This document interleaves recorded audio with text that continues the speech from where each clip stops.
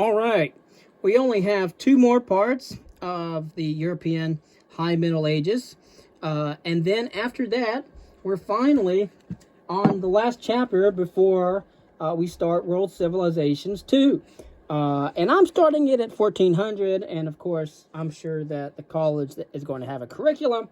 And in that curriculum, it's going to tell us exactly when we're going to start in terms of our historical inquiry and at what time we're going to end. Now, anything that's 50 years ago to the present time, it's not necessarily considered history, more journalism, actually. It takes some time for things to be cemented insofar as historians can review it, analyze it, and evaluate, make sure that it's actual historical, that it's actually a matter of fact. Now, 1400, usually it would start like the dawn of the 16th century, late 15th century at most. I think there need to be, at least in my readings here, there needs to be a little bit of context to give the actual history some real meat. And so I would start around 1400, and that starts with chapter 14 in this text that we're going through in world history. And it's called New Encounters, the Creation of a World Market. All right. And it talks about the age of exploration and expansion. But before we get to chapter 14, we have to do chapter 13. And chapter 13 is quite extensive. After we do these next two videos, and we end with the Fourth Crusade and the sack of Constantinople in the beginning of the 13th century, we'll eventually have to go through the Byzantine Empire and the crisis and recovery in the West. And so that's going to go all the way from the Eastern Roman to the Byzantine Empire, as well all the way through the zenith of the Byzantine civilization, the decline and fall of the Byzantine Empire, and the crisis in the 14th century in the West, and of course the recovery is also known as the Renaissance, the rebirth, right, of the Italian humanists, originally intending the historians to distance themselves from the ancient world and the world of their own by creating what they refer to as the medieval world, which was coined by Karl Jaspers as the Dark Ages. Nevertheless, we'll get into part 3.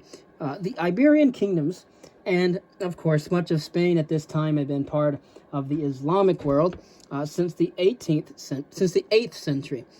And from the 10th century on, the most noticeable feature of Spanish history was the weakening of Muslim power and the beginning of a Christian reconquista, it was called in Spanish, and this lasted until the final expulsion of the Muslims at the end of the 15th century. A number of small Christian kingdoms were established in northern Spain in the 11th century, and within 100 years, they had been consolidated into the Christian kingdoms of Castile, Aragon, and Portugal, and which first emerged as a separate kingdom in the year 1139. The southern half of Spain still remained under the control of the Muslims. And although the nobility dominated much of European society in the High Middle Ages, the kings began the process of extending their power in more effective ways, creating the monarchies that would eventually form the European states. But in the 13th century, Aragon, Castile, and Portugal made significant conquests of Muslim territory.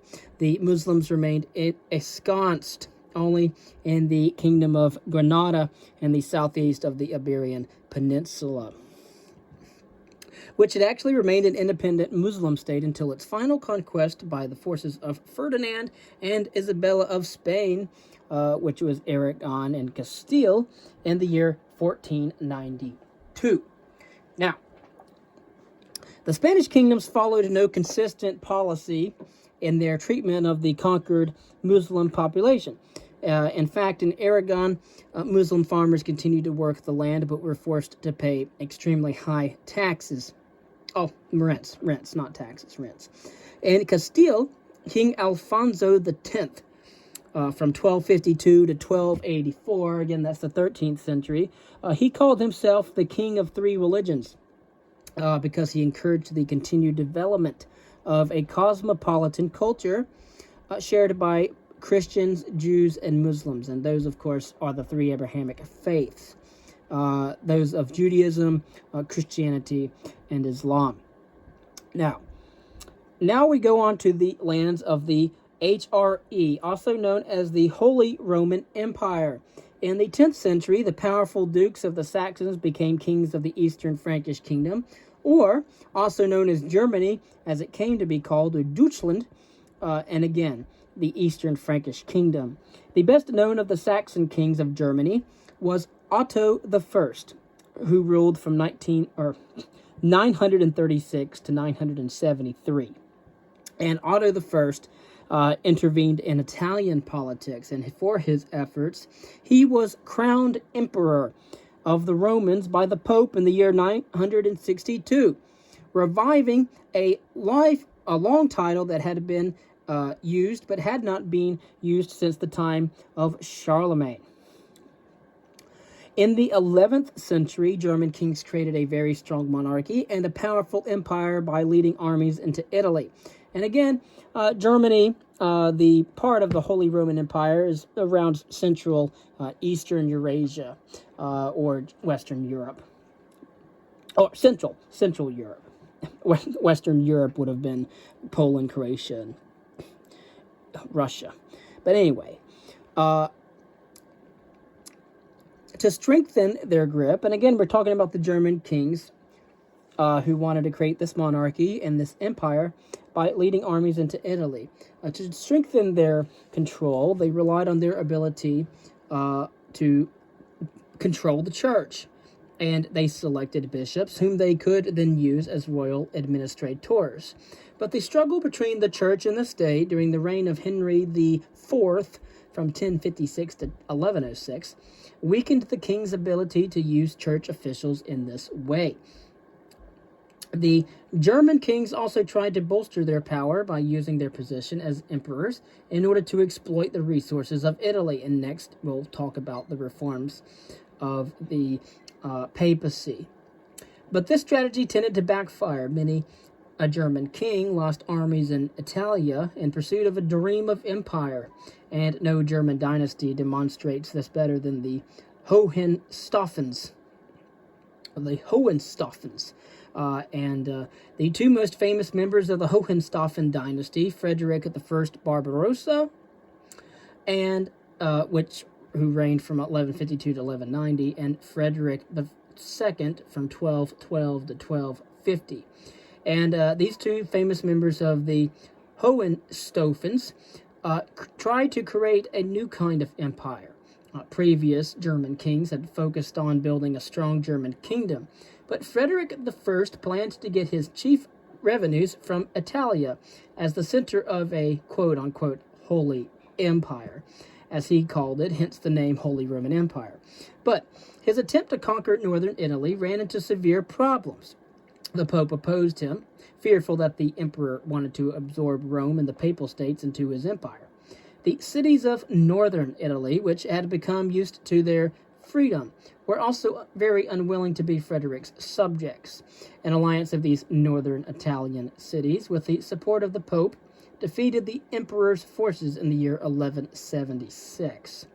The main goal of Frederick II was the establishment of a strong centralized state in Italy, dominated by the kingdom in Sicily, which he had inherited from his mother.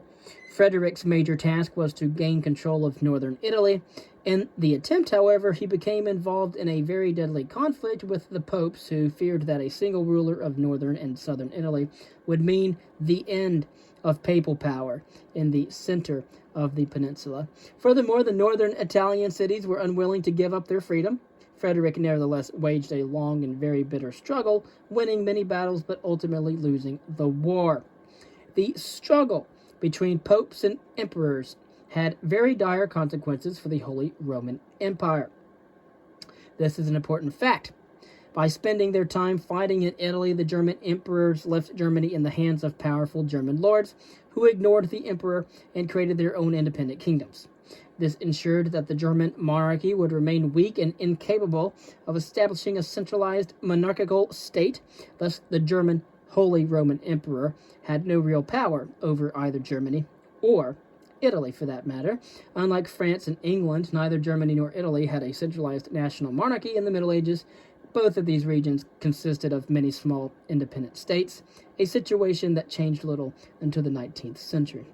And now, of course, we see Italia, we see Italy as being 5 states in one peninsula. The Slavic peoples of Central and Eastern Europe. The Slavs were originally a single people in Central Europe, but they gradually divided into 3 major groups: Western, Southern, and Eastern.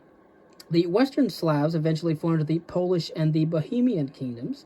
The German Christian missionaries converted both the Czechs in Bohemia and the Slavs in Poland by the 10th century, respectively. German Christians also converted the non-Slavic kingdom of Hungary, which emerged after the Magyars settled down after their defeat in the year 955. We've already discussed that. The Poles, Czechs, and Hungarians all accepted Catholic or Western Christianity and became closely tied to the Roman Catholic Church and its Latin culture. Originally from the East Central Europe, Slavic people broke into 3 groups. The Western Slavs converted to Catholic Christianity, while most of the Eastern and Southern Slavs, under the influence of the Byzantine Empire, embraced the Eastern Orthodox faith. And thus we have the Eastern Orthodox Church.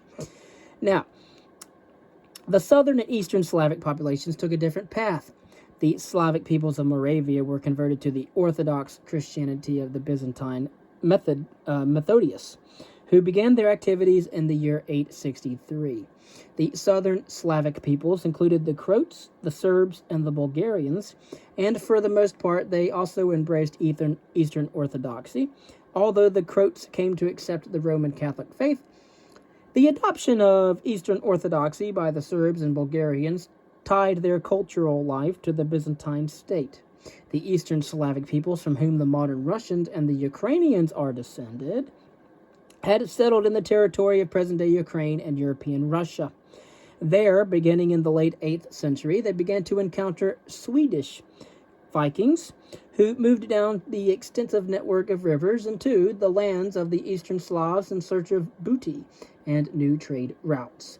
These Vikings built trading settlements and eventually came to dominate the native peoples, who called them the Rus, or Rush, from which the name Russia is derived.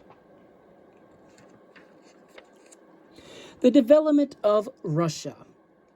Impact of the Mongols. A Viking leader named Oleg in around the time of the late 9th century to the early 10th, settled in Kiev. If you want the actual dates, it's 873 to 913. And he settled there in Kiev at the beginning of the 10th century, and he founded the Rus state, known as the Principality of Kiev. His successors extended their control over the Eastern Slavs and explained the territory of Kiev until it included the area between the Baltic and the Black Seas and the Danube and Volga rivers. By marrying Slavic wives, the Viking ruling class was gradually assimilated into the Slavic population.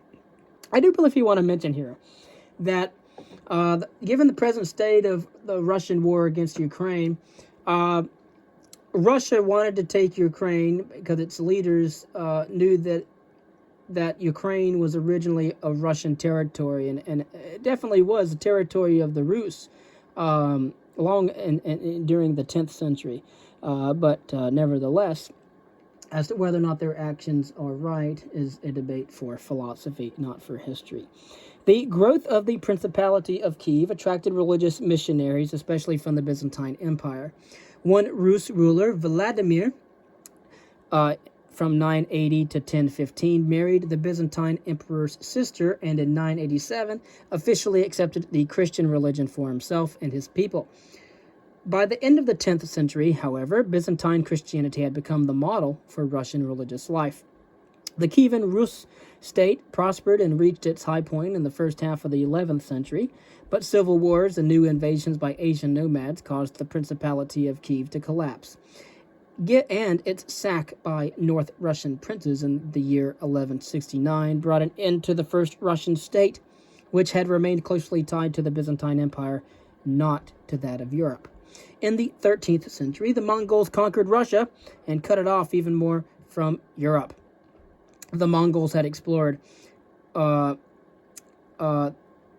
territories in the 13th century, and they were moving east into China and west into the Middle East, as well as that of Central Europe. Although they continued their conquest and conquered Russia, they were not numerous enough to settle the vast Russian lands. They occupied only part of Russia, but required Russian princes to pay tribute to them. One Russian prince, for example, soon emerged as more powerful than the others, a man by the name of Alexander Nevsky, Prince of Novgorod, defeated a German invading army in northwestern Russia in the year 1242. His cooperation with the Mongols won him their favor. The Khan, leader of the western part of the Mongol Empire, rewarded Alexander Nevsky with the title of Grand Prince, and that enabled his descendants to become the princes of Moscow and eventually leaders of all of Russia. I do want to talk a little bit more about the reform of the papacy concerning Christianity and medieval civilization. New religious orders, new spiritual ideals, the church as supreme, and the papal monarchy. Christianity was an integral part of the fabric of European society and the consciousness of Europe as well. Papal directive affected the actions of kings and princes alike, and Christian teachings and practices touched the lives of all Europeans. And had not the religion got off the ground, and the followers of Jesus Christ, even though Jesus didn't even call himself God, had not his followers believed that he was, it wouldn't even gotten off the ground and gotten running. However, it changed the entire. There wouldn't have been a medieval world, and society would be very different than it is today. So, history is very important. But nevertheless, regardless if it's true or not, people believed in it, and it had impact on society. Now, since the 5th century, the popes of the Catholic Church had reigned supreme over church affairs. They had also come to exercise control over the territories in central Italy that came to be known as the Papal States, which kept the popes involved in political matters, often at the expense of their spiritual obligations. At the same time, the church became increasingly entangled in the evolving feudal relationships. High officials of the church, such as bishops and abbots, came to hold their offices as fiefs from nobles. As vassals, they were obliged to carry out the usual duties, including military service. Of course, lords assumed the right to choose their vassals and thus came to appoint bishops and abbots. Because lords often chose their vassals from other noble families for mostly political reasons, these bishops and abbots were often worldly figures who cared very little about their actual spiritual responsibilities. Although we cannot speak for everyone. But by the 11th century, church leaders realized the need to free the church from the interference of lords in the appointment of church officials. Then we have a term called lay investiture. Lay investiture was the practice by which secular rulers both chose nominees to church offices and invested them with, or necessarily bestowed on them, the symbols of their office. Pope Gregory the Seventh, who ruled from 1073 to 1085, decided to fight this practice. Gregory the Seventh claimed that he, as Pope, was God's vicar on earth, and that the Pope's authority extended over all of Christendom, including its rulers. In the year 1075, he issued a decree forbidding high-ranking clerics from receiving their investiture from lay leaders. Gregory soon found himself in conflict with the German king over his actions. King Henry IV was also a determined man who had appointed high-ranking clerics, especially bishops, as his vassals, in order to use them as administrators. Henry had no intention of obeying a decree that challenged the very heart of his administration. The struggle between Henry IV and Gregory VII, which is known as the investiture controversy, was one of the great conflicts between the church and the state. in the High Middle Ages. It dragged on until a new German king and a new pope reached a compromise in the year 1122. It was called the Concordat of Worms. And under this agreement, or Worms, Concordant of Worms, and it's Concordant of Worms, not worms. Under this agreement, a bishop in Germany was first elected by church officials. After election, the nominee paid homage to the king as his lord, who then invested him with the symbols of temporal office. A representative of the pope then invested the new bishop with the symbols of his spiritual office. The church becomes supreme. In terms of the papal monarchy, the popes of the 12th century did not abandon the reform ideals of Pope Gregory VII, but they were more inclined to consolidate their power and to build a strong administrative system. During the papacy of Pope Innocent III, from 1198 to 1216, the Catholic Church, or Universal Church, since the Protestant Reformation had happened yet, reached the height of its power, and at the beginning of his pontificate, in a letter to a priest, the Pope made a very clear statement of his views concerning papal supremacy. Quote, as God, and again this is Pope Innocent III, as God, the creator of the universe, set two great lights in the firmament of heaven, and the greater light to rule the day, and the lesser light to rule the night, so he sent two great dignities in the firmament of the universal church, the greater to rule the day, that is souls, and the lesser to rule the night, that is bodies. These dignities are the papal authority and the royal power. And just as the moon gets her light from the sun and is inferior to the sun, so the royal power gets the splendor of its dignity from the papal authority. End quote. And so Pope Innocent III's actions were those of a man who believed that he, as Pope, was the supreme judge of European affairs, God himself. To achieve his political ends, he did not hesitate to use the spiritual weapons at his command, especially the interdict, which forbade priests to dispense the sacraments of the church in the hope that the people deprived of the comforts of religion would exert pressure against their ruler. And the sacraments are a certain thing involving the Christian religion, such as baptism and things of that nature. Apparently, Pope Innocent's interdicts worked, and again, that's the forbiddance of priests to dispense sacraments of the church, in the hope that the people will be deprived of the comforts of religion and will turn to exert pressure against their ruler. Apparently, Pope Innocent's interdicts worked. For example, one of them forced the King of France, Philip Augustus, to take back his wife and queen after Philip had tried to have his marriage annulled. Concerning religious orders and ideals, between the year 1050 and 1150, 100 years of time, a wave of religious enthusiasm seized Europe, leading to a very spectacular growth. And the number of monasteries and the emergence of new monastic orders, for example. Most pertinently was the Cistercian order. And it was found in 1098 by a group of monks that were dissatisfied with the moral degeneration and the lack of strict discipline at their own Benedictine monastery.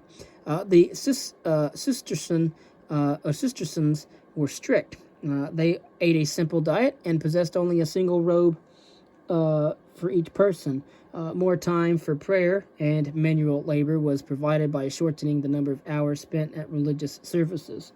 And they played a major role in developing a new activist spiritual model for God. For God and for 12th century Europe. A Benedictine monk often spent hours in prayer in order to honor God.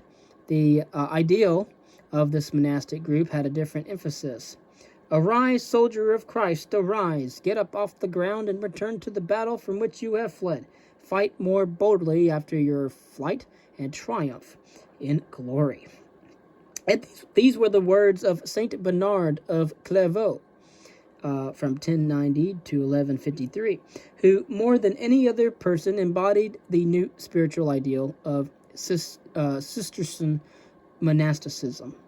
Women were also actively involved in the spiritual movements of the age. The number of women joining religious houses grew dramatically in the 12th century, and most nuns were from the ranks of the landed aristocracy. Convents in the Middle Ages were convenient for families unable or unwilling to find husbands for their daughters, and for aristocratic women who did not wish to marry. Female intellectuals found them a haven for their activities, and most of the learned women of the Middle Ages were nuns. In the 13th century, however, two new religious orders emerged that had a profound impact on the lives of ordinary common people. Like their founder, St. Francis of Assisi, which I have been to the city of Assisi, and he was there from 1182 to 1226. The Franciscans, named after St. Francis or St. Francesco, lived among the people, preaching or proclaiming repentance and aiding the poor. Their calls for a return to the simplicity and poverty of the early church, reinforced by their own example, were especially effective and made them very popular at the time. Also, the Dominican order, a different one from that of the Cistercians and the Franciscans, the Dominican order arose out of the desire of a Spanish priest, Dominic de Guzman, from 1170 to 1221. And this Spanish priest desired to defend the church teachings from heresy. And heresy, of course, was any belief or beliefs that were contrary to official church doctrine.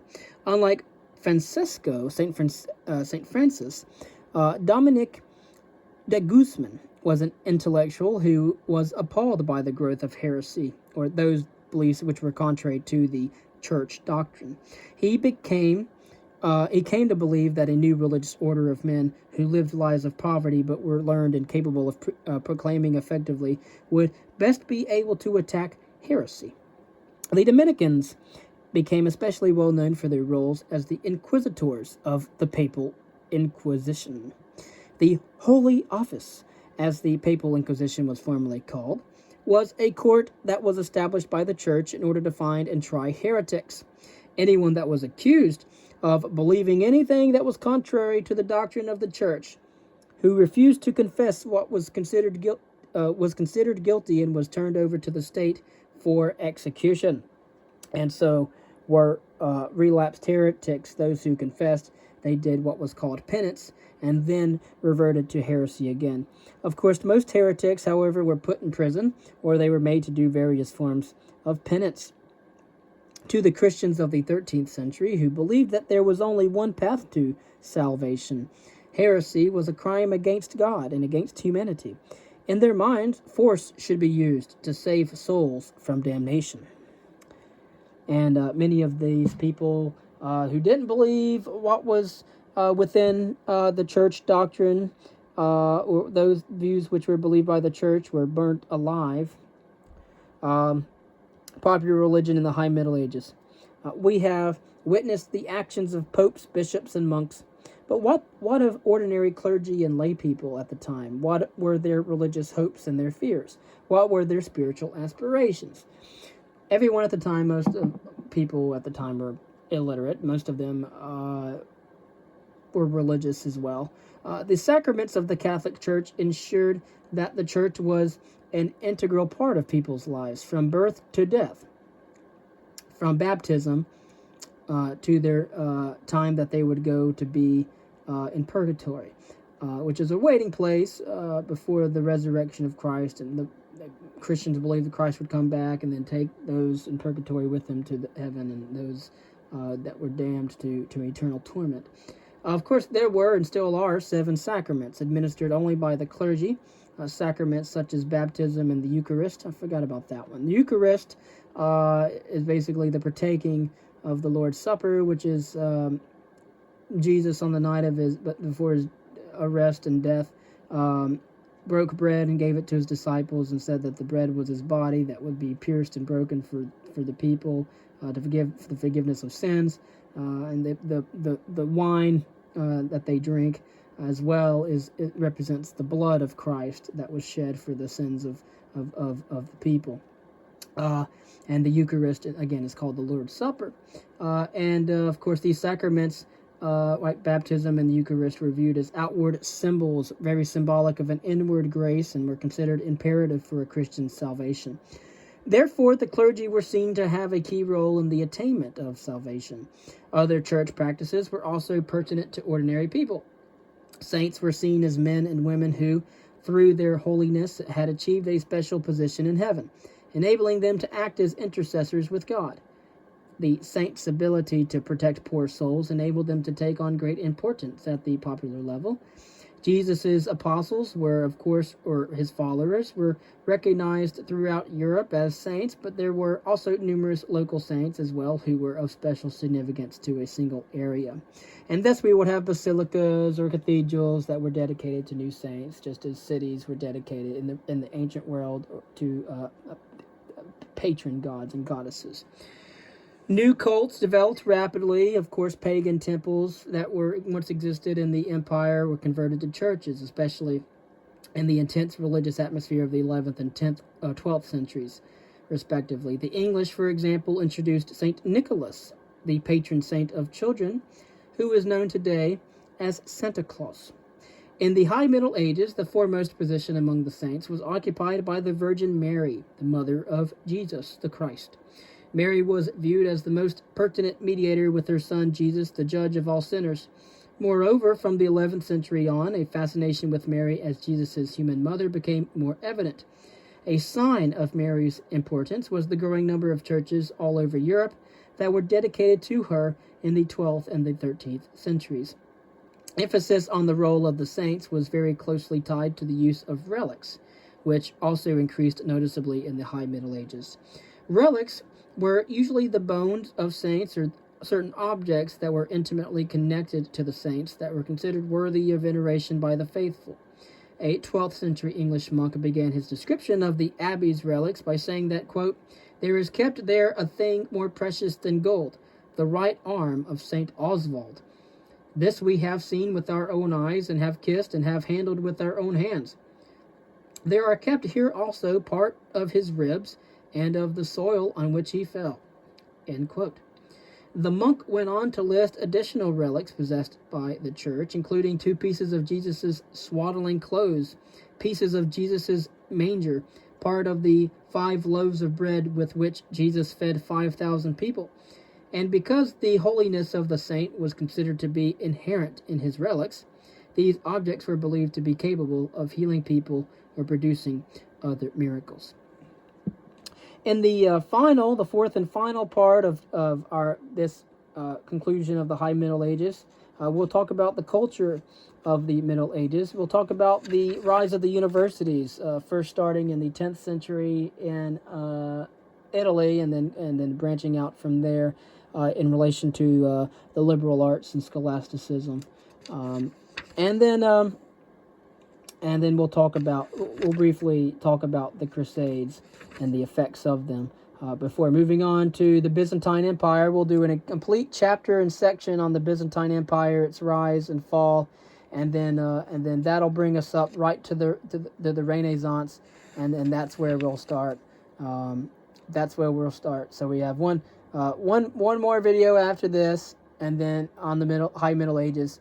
Then we'll cover several videos to cover chapter 13 of the Byzantine Empire, and then right after that, we'll basically talk about the Renaissance, and then from then on, it's smooth sailing for basically late 14th century to the late 20th century, about 500 years we still have to cover in terms of our historical journey. But anyway, thanks for listening, and Merry Christmas.